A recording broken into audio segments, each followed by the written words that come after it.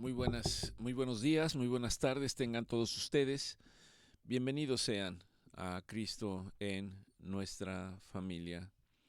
Le damos gracias al Señor por este tiempo.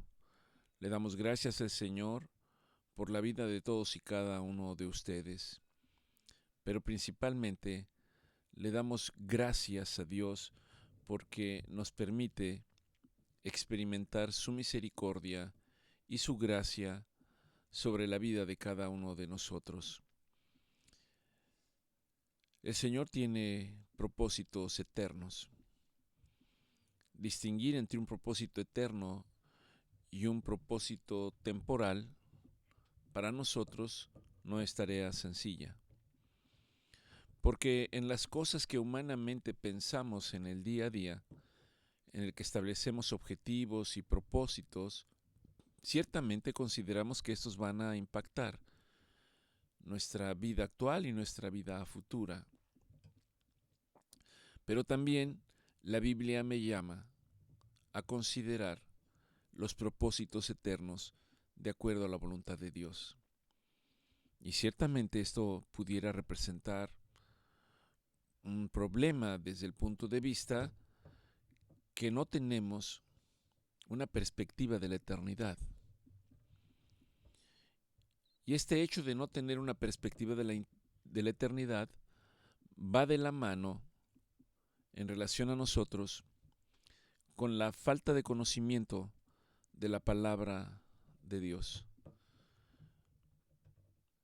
Sé que muchos en algún momento de sus vidas, puede haber sido en un momento de necesidad, de tristeza, de aflicción, de depresión, de enfermedad. Alguien vino a sus vidas y seguramente en esos momentos alguien les dijo que había un Dios eterno, que había un Dios soberano, que había un Dios que es omnipotente, omnipresente y omnisciente, y que ese Dios había enviado a su Hijo, y que si yo reconocía al Hijo, a nuestro Señor Jesucristo, como mi Redentor y como mi Salvador, mi vida a partir de ese momento tendría un antes, un hoy y un después. El punto es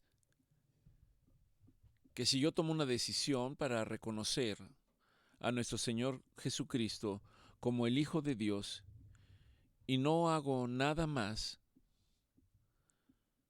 ciertamente yo puedo pensar y reflexionar si eso es suficiente para observar cambios en mi vida que Dios quiere establecer.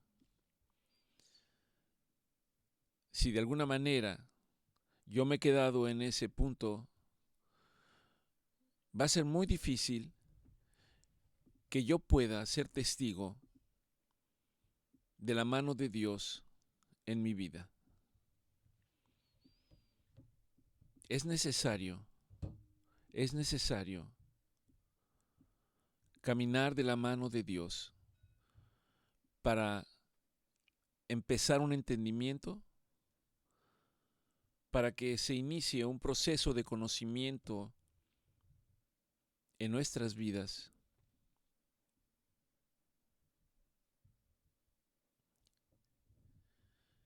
Y disculpen, y para que Dios, a través de su Hijo, nuestro Señor Jesucristo, se inicie un proceso en nuestras vidas. Un proceso que es continuo, un proceso que no termina, un proceso que en el día a día me va a dar entendimiento y comprensión de las cosas verdaderas. A veces nos preguntamos cuáles son las cosas verdaderas. En un tiempo, cuando yo vivía en la Ciudad de México, yo teníamos una expresión muy popular, quizás a algunos de ustedes les suene conocida. ¿Cuál era la neta del planeta? cuál era la verdad, la única verdad. Y pensábamos en muchas cosas aparentemente buenas que pensábamos que eran la verdad, pero que hoy, muchos años después, a la luz del conocimiento de la palabra de Dios, entendemos que no era la verdad. Eran simplemente procesos que podían traer algún bienestar a la vida de cada uno de nosotros. Pero después de un tiempo estábamos exactamente igual. Seguramente éramos testigos y percibíamos que algo nos faltaba. Y que sobre todo en situaciones problemáticas, complejas, percibíamos o experimentábamos que el mundo se nos venía encima. Y ciertamente cuando eso ocurría, había una exclamación para considerar o pensar: Dios, ¿dónde estás? ¿Dónde estás? En estos días me encontré con el Salmo 69 y al reflexionar en él, hay una situación paralela a esta que les estoy señalando. De que tomamos una decisión o la tomamos, si empezamos a aprender la palabra o no la empezamos a aprender, o solamente aprendemos algunas cosas y queremos caminar y de repente las cosas no van bien en nuestra vida y pensamos que cuando nos vuelven a hablar de Dios, cuando nos vuelven a hablar de Cristo, pensamos que esto no es suficiente, que no logro experimentar lo que desearía experimentar para que esa experiencia me lleve al hecho de tener paz, paz para mi alma. Y cuando leo este salmo, puedo percibir que está hablando de un hombre que ha caminado con Dios, que conoce a Dios, que busca a Dios, que ora a Dios permanentemente. Hay una relación del salmista con Dios. Y no obstante, parece que la situación en momentos de dificultad es exactamente la misma, porque el salmista se detiene, levanta su voz y empieza a clamar a Dios y diciendo: Dios, ¿dónde estás? ¿Por qué me has abandonado?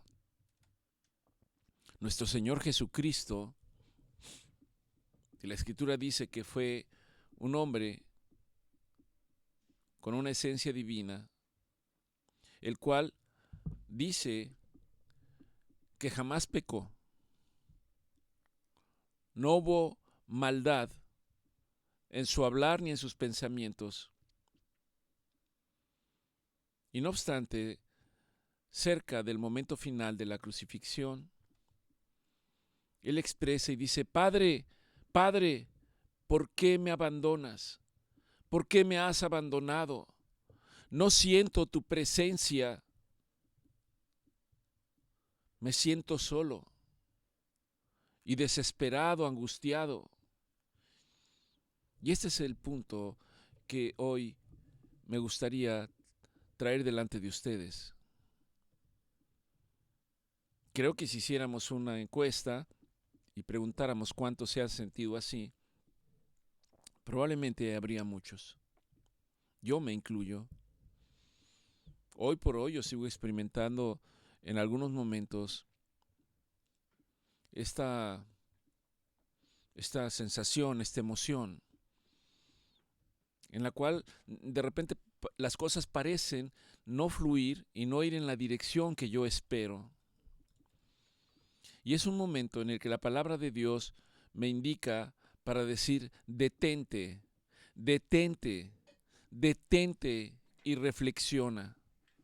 Detente y considera la palabra de Dios. No sigas adelante.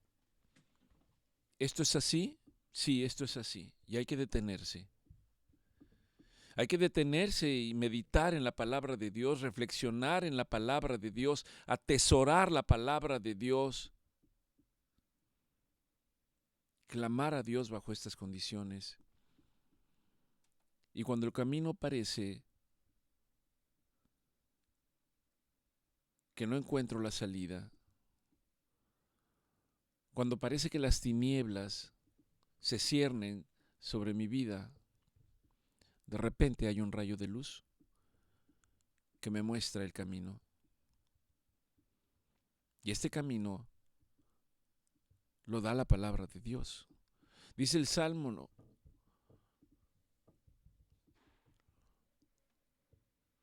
que la palabra de Dios es lumbrera a nuestro camino. Que la palabra de Dios alumbra y me guía en el camino. Y esto hace la palabra de Dios. Para el inicio de esta reunión, reflexionaba yo en un pasaje conocido, Mateo 11:28, en el que dice: vengan a mí, está hablando nuestro Señor Jesucristo, vengan a mí, es una invitación permanente. No importa cuántas veces la haya recibido, no importa cuántas veces la haya rechazado, vengan a mí todos aquellos que se encuentren trabajados y cargados. Algunas versiones dicen cansados, trabajados y cargados. Momentos en los cuales yo puedo expresar: no puedo más. Y creo que no hay quien no se haya sentido así en algunos momentos, no en algún momento, en algunos momentos de su vida. Cuando yo he atesorado la palabra de Dios, entonces después de estas líneas yo puedo recordar el siguiente versículo que dice: llevar mi yugo sobre vosotros. Llevar mi yugo sobre vosotros. Considero importante señalar qué cosa es el yugo. ¿Tú sabes qué es el yugo?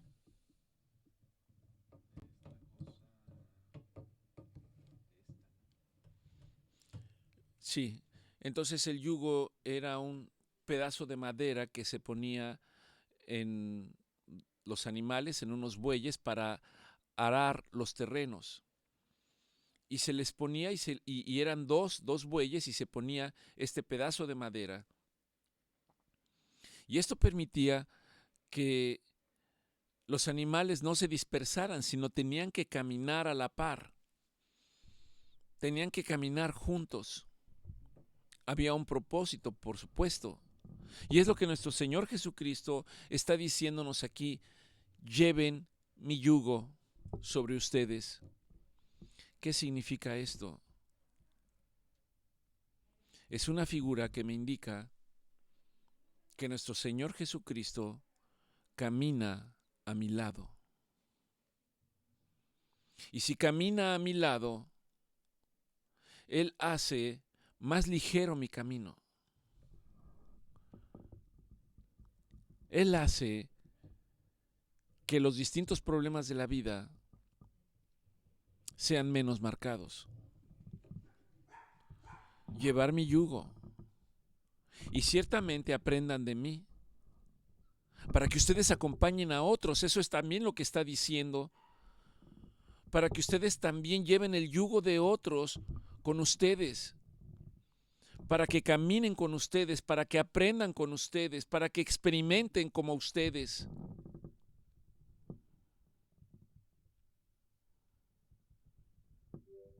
Aprendan de mí, porque ciertamente yo soy manso y humilde de corazón.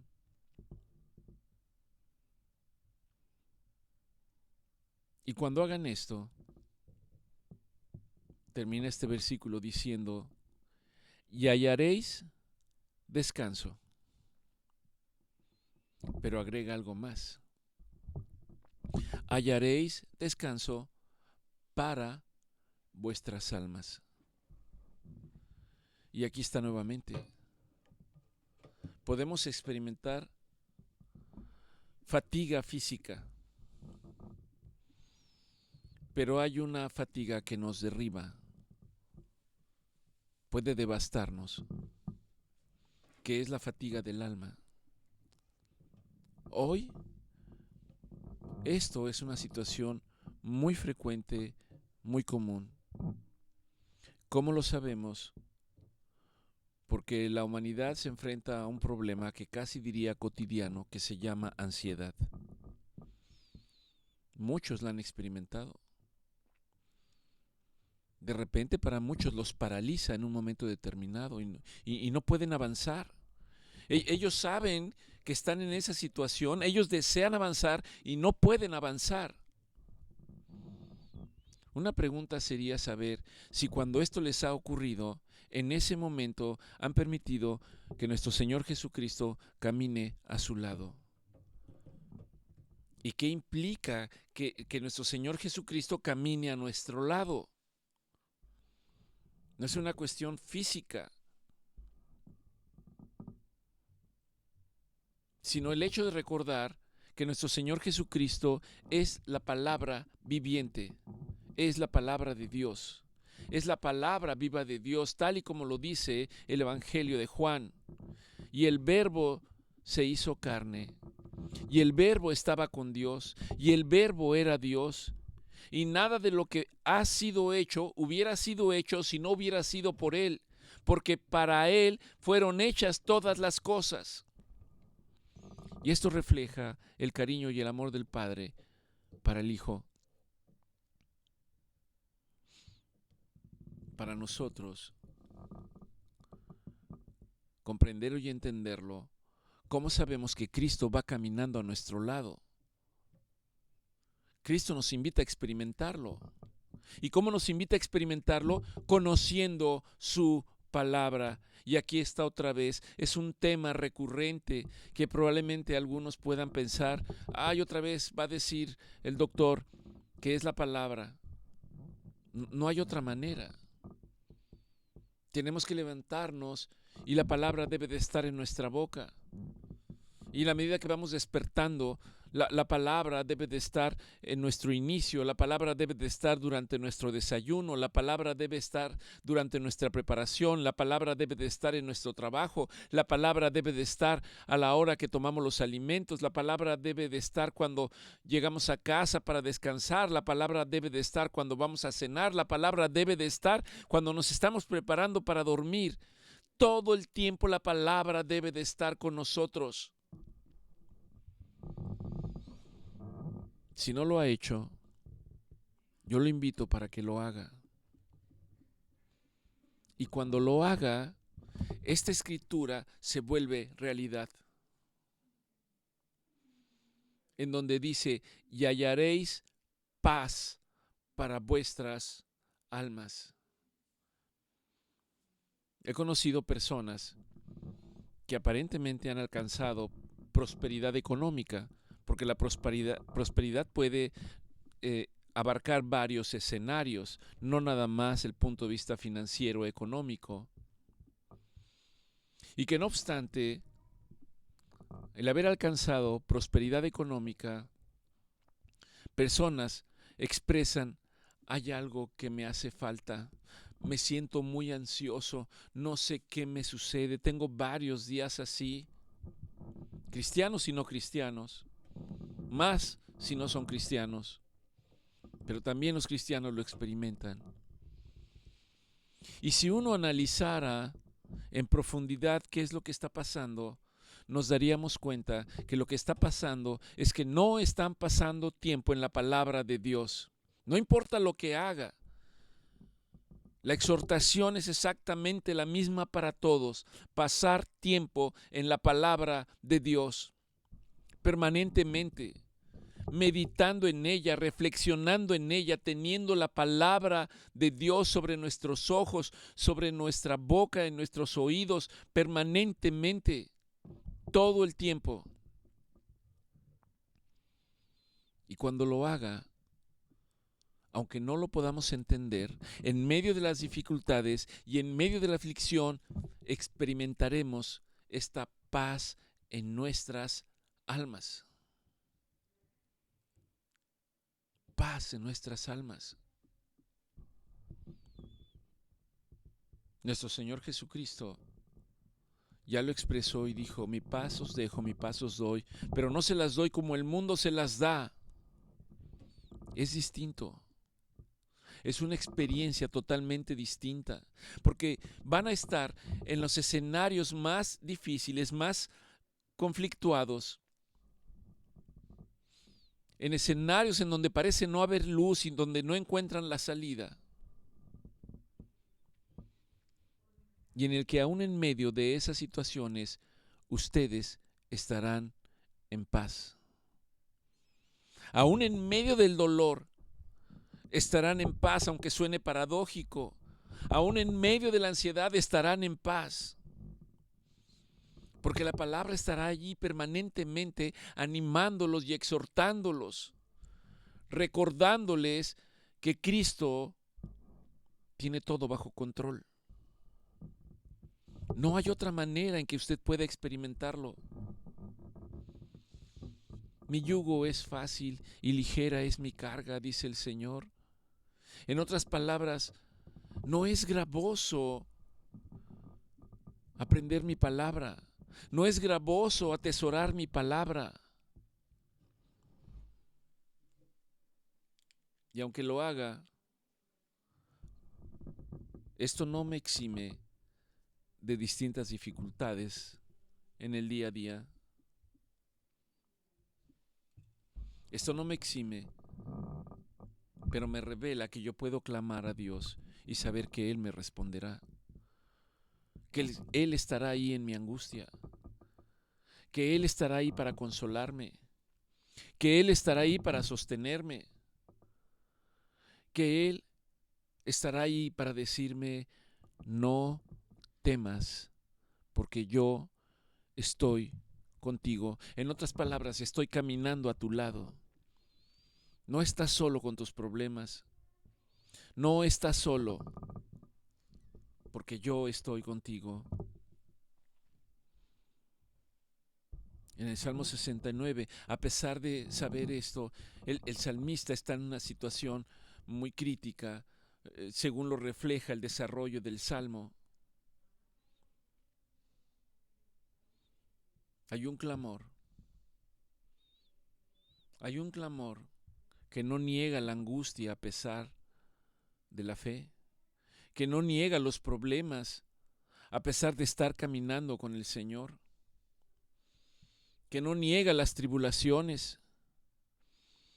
Pero Pablo lo ejemplifica perfectamente cuando él dice que ni angustia, ni persecuciones, ni tribulaciones, ni lo alto, ni lo bajo, ni lo ancho, ni lo profundo, nada puede separarme del amor de Dios, de saber que Él está ahí a mi lado, que es mi recurso invaluable, al cual puedo recurrir cualquiera que sea la situación. Y Salmo 69 empieza diciendo al músico principal y luego dice sobre lirios, Salmo de David. Y a continuación dice, sálvame Dios, sálvame, oh Dios, porque las aguas han entrado hasta mi alma. Es decir, la situación por la que estoy pasando es tal que siento que me ahogo, siento que me asfixio, siento que el aire no alcanza y no es suficiente. Y cuando leo la palabra lirios, es probable que no muchos se detengan a reparar por qué está ahí la palabra sobre lirios. Preguntando aquí podría decir, ¿sabes qué quiere decir cuando dice sobre lirios?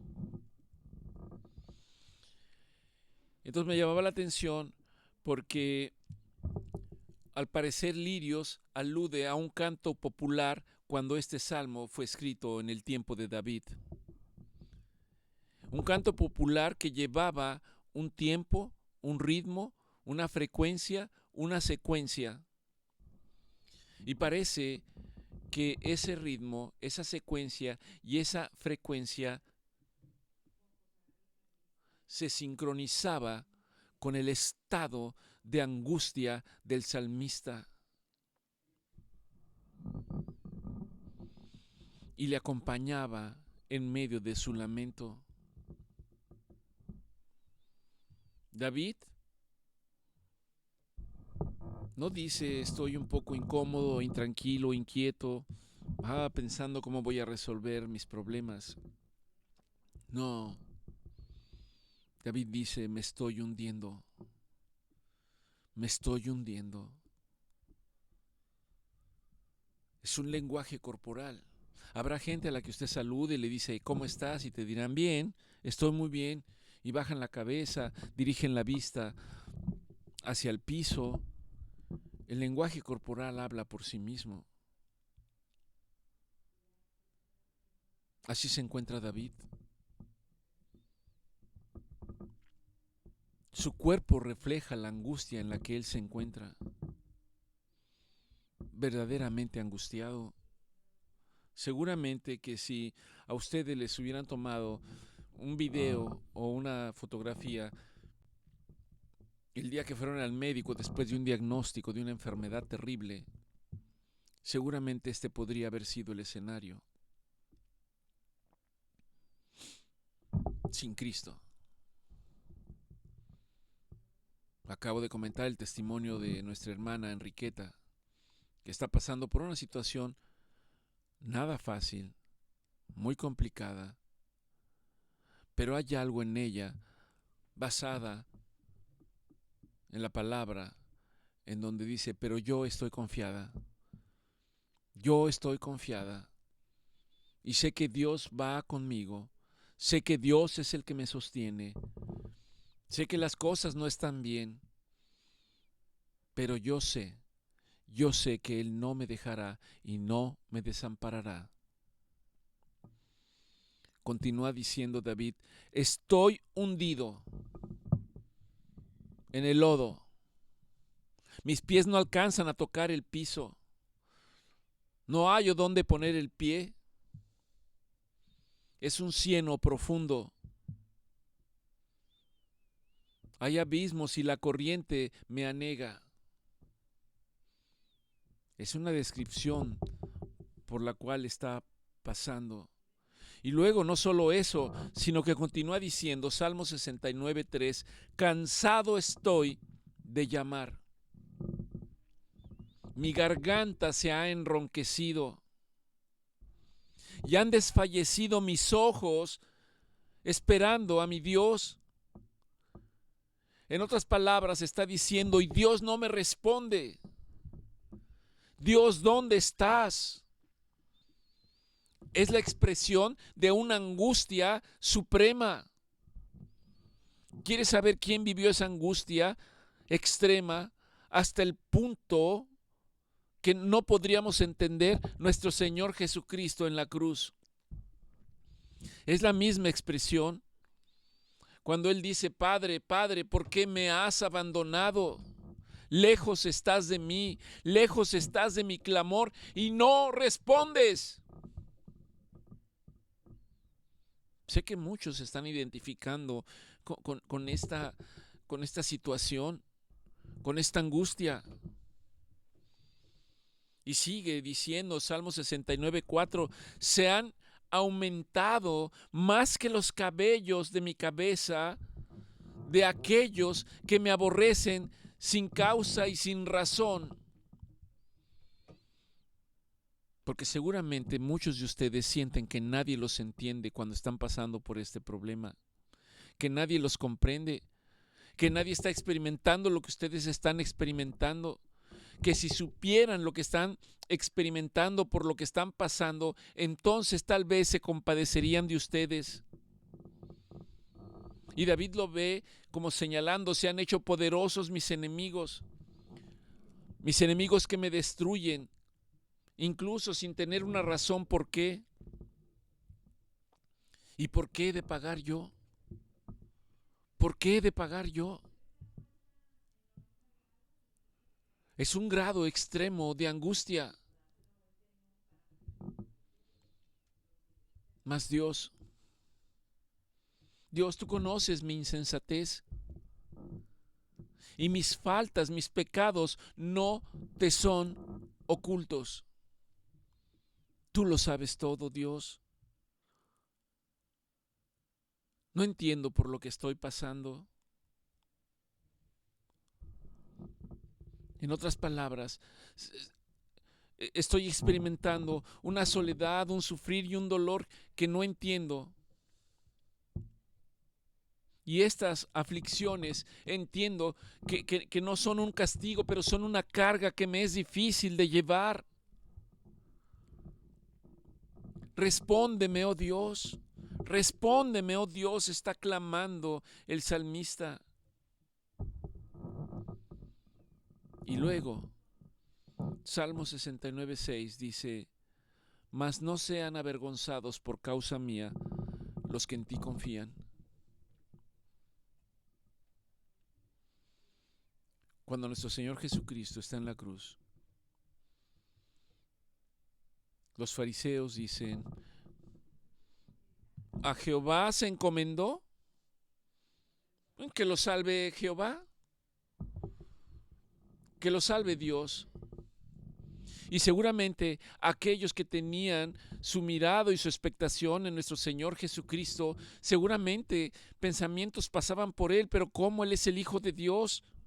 Él ha hecho milagros y maravillas y ahora está en esa situación indefenso, sin abrir su boca, sin decir nada, siendo violentado. Y el salmista continúa diciendo: mas no sean confundidos por mí los que te buscan, Señor. El hecho de que me vean en esta situación no significa que deben de retroceder. No significa que deben de dejar de creer. Y esta me parece que es una situación que pasa en algunos lugares, por no señalar nada en específico. Algo ha de haber hecho por lo cual está pasando por esta situación. Aunque venga a la iglesia, seguramente hay algo oculto en su corazón que no le ha declarado a Dios y está recibiendo la justa retribución a su conducta. Todo fuera de la realidad. Nuestro Señor Jesucristo le dice al apóstol Pedro: Pedro, Satanás ha pedido tu vida para zarandearte. Satanás ha pedido tu vida para zarandearte. Y esto quizás pueda identificarse con una pregunta que alguien pueda hacerse.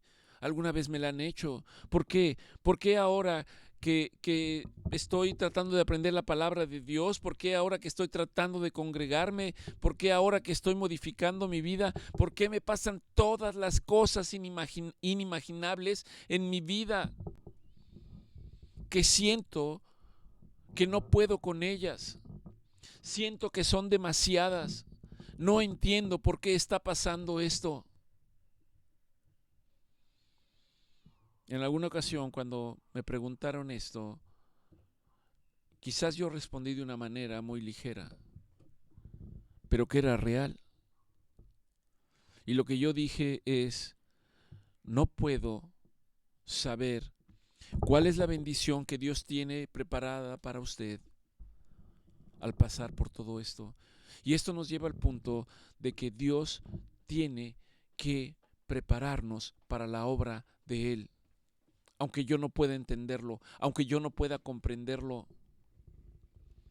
Alguien puede decir: ¿y qué de bueno puede haber en esta angustia? ¿Qué de bueno puede haber en esta tristeza? ¿Qué de bueno puede haber en medio de esta ansiedad? ¿Qué de bueno puede haber en esta enfermedad? Yo no lo sé humanamente hablando, pero una cosa sí sé, que todo está bajo el control y la voluntad de Dios.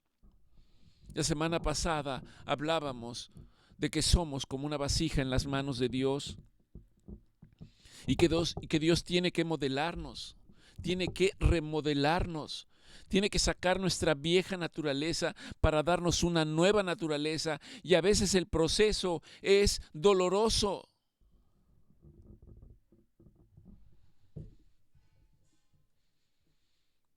Mas por amor a ti, Señor, dice el salmista, por amor a ti sufro esta afrenta.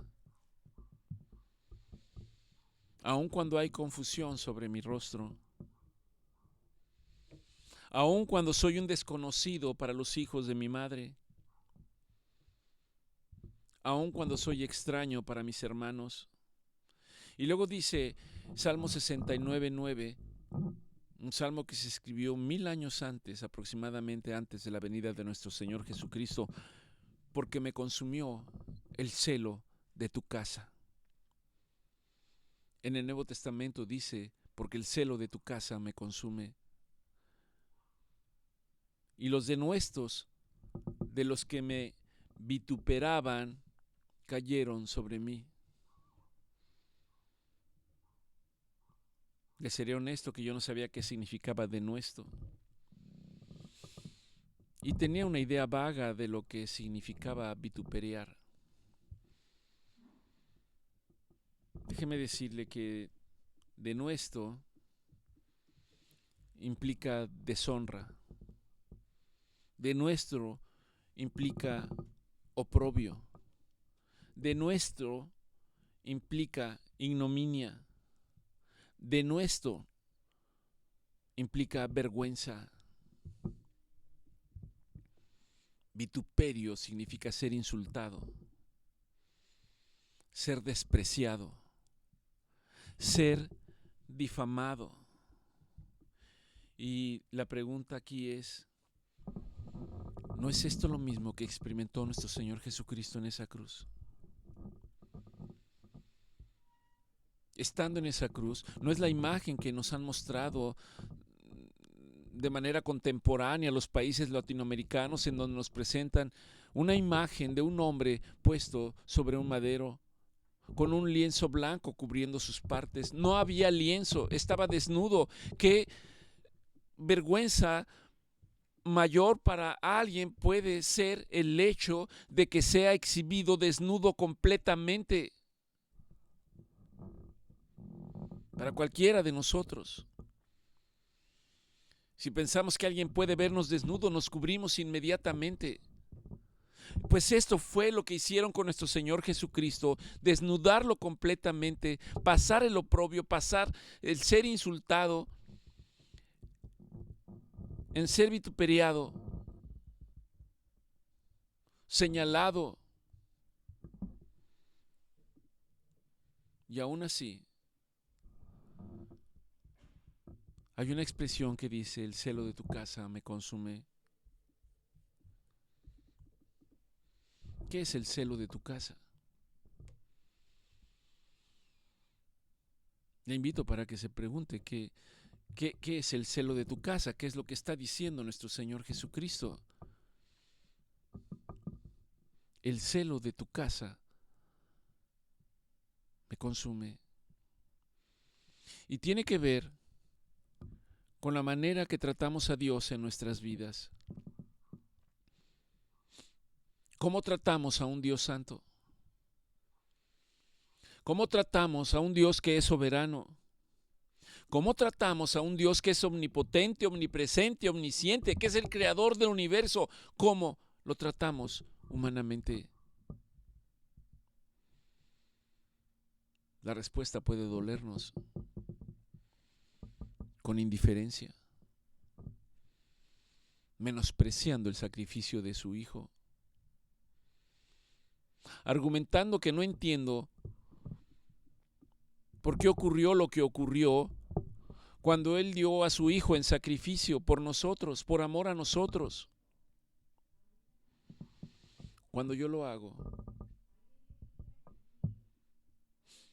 estoy señalando y diciendo, Dios, no me importa lo que hayas hecho, no me interesa. De hecho, estoy muy ocupado. De hecho, entro a trabajar a tal hora. De hecho, tengo un compromiso. De hecho, hoy es un día festivo y tengo que cubrir con algunos aspectos.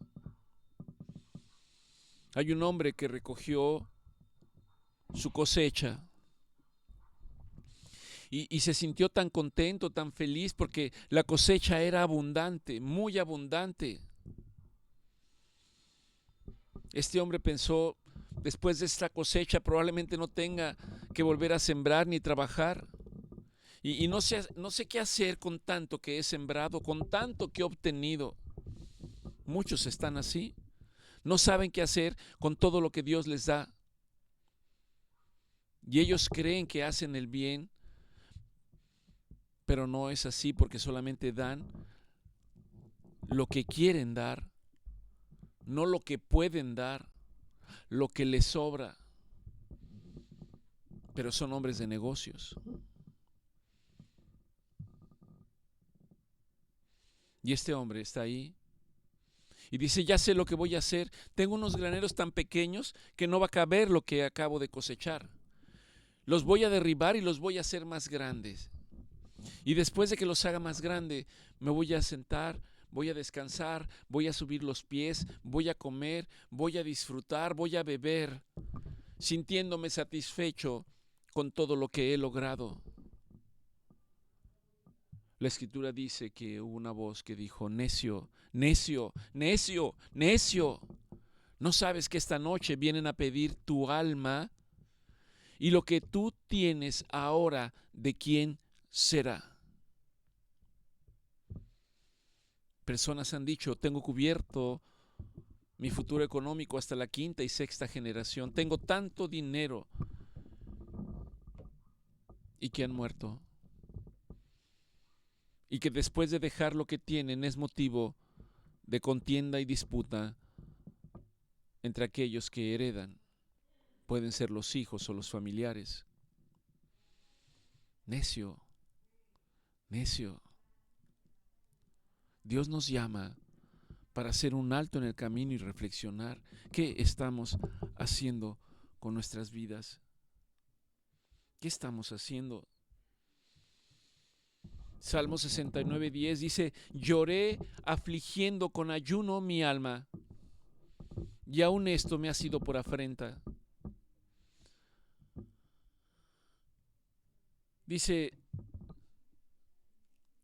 inmolé mi cuerpo. En la Escritura dice: puse además cilicio por mi vestido. El cilicio era una especie de saco muy rugoso, incluso con alambres o púas que se lo ponían para infligirse un dolor físico. Cuando se sentían culpables o sentían que algo había ocurrido y que habían hecho algo malo, esto hacían el pueblo de Israel y los judíos. Y dice: y vine a hacerles por proverbio. Proverbio quiere decir que es un dicho de sabiduría. ¿Cómo dice que está viniendo a ser un dicho de sabiduría cuando dice: puse cilicio y afligí mi alma con ayuno, y aún esto me ha sido por afrenta? Y lo que quiere decir es que ciertamente, aun cuando el proverbio es un dicho de sabiduría, ahora esa sabiduría simplemente es para burlarse de la persona. Con nuestro Señor Jesucristo lo hicieron. Dios no escucha a este hombre. Clama y dice algo balbuceando.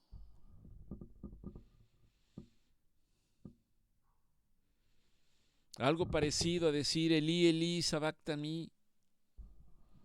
Dios, ¿por qué me has dejado? Y por eso se burlan y diciendo: seguramente Dios no lo escucha. Seguramente está llamando a Dios, pero Dios no responde. ¿Por qué no viene Dios en tu ayuda? ¿Alguno de ustedes ha pasado por esa situación en la cual los demás pueden pensar que no obtiene usted un beneficio, una sanidad, un favor de Dios, y los demás le juzgan?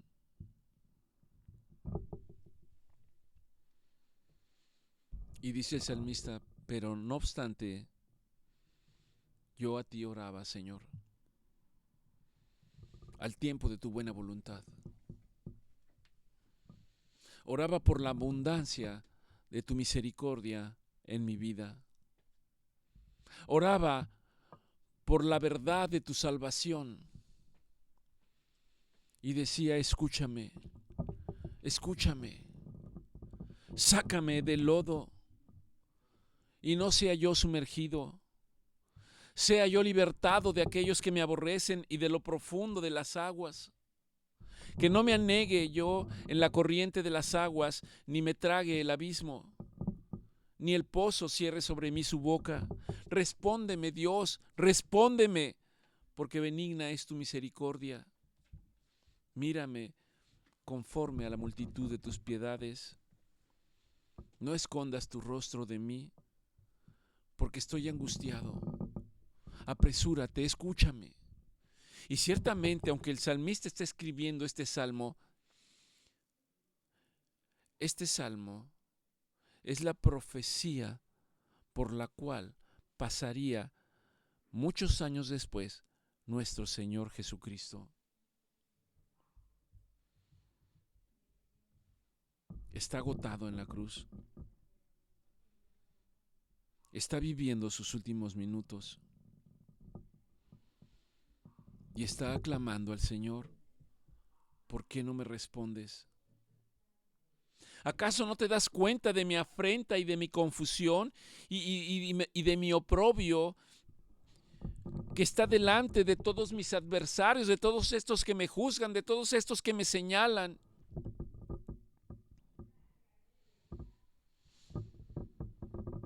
Lo que están haciendo, humillarme, deshonrarme públicamente, menospreciarme. Lo abrevia en una palabra que dice: el escarnio ha quebrantado mi corazón y estoy acongojado. Y no hay quien se compadezca de mí. No hay ni encontré uno solo. Y luego en el 69:21 dice: me pusieron además hiel por comida, y en mi sed me dieron a beber vinagre.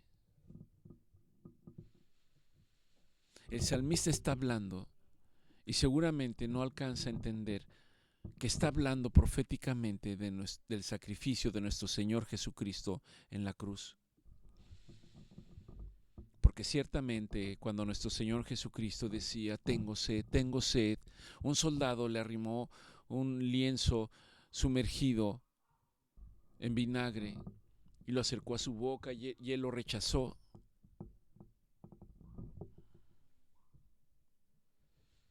Señor, ayúdame. Ayúdame, sigue clamando el salmista. Padre, estoy afligido y miserable. Sálvame, Señor. Sálvame, Señor. Sálvame. Alabaré yo el nombre de Dios con cántico y lo exaltaré con alabanza. Y este es el remedio. Que en medio de la aflicción, en medio de la tristeza, en medio de la desesperación, hay una exhortación para levantar nuestra voz y clamar a Dios para exaltarlo con alabanza, con cántico. A pesar de la situación, con gozo. Y dice que el hacer esto, Salmo 69:31, y agradará a Jehová esto. Agradará a Dios esto, más que cualquier otro sacrificio. Y lo verán los oprimidos y se gozarán, porque ciertamente los que buscan a Dios lo encuentran, lo hallan. Porque ciertamente Jehová, Dios, escucha a los menesterosos y no menosprecia a sus prisioneros. Un menesteroso es el que no tiene absolutamente nada. En otras palabras, a veces se emplea una expresión que dice: no tiene ni en dónde caer muerto. Pero hay alguien que lo sostiene. Hay un Dios que lo sostiene.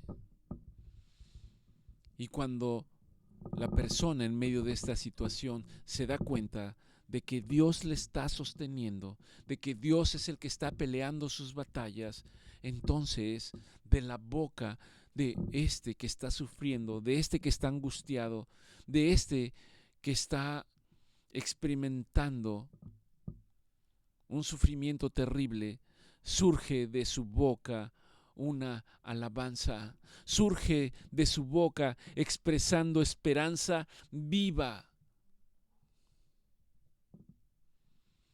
Y esto cambia la posición de su alma.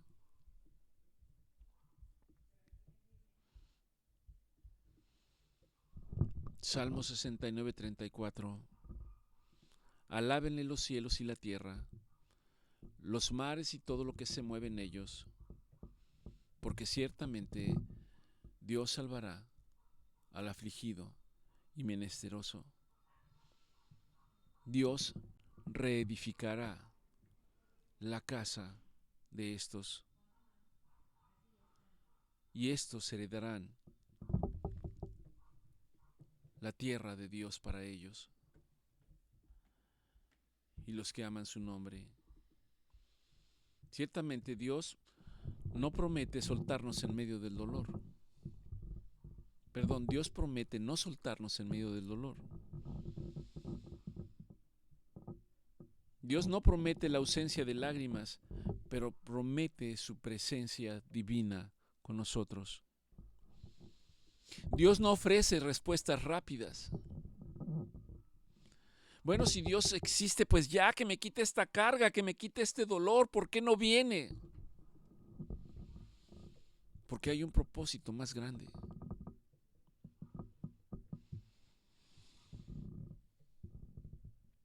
Dios sigue escuchando. Dios sigue observando y mirando. Dios sigue sosteniendo. Señor, gracias.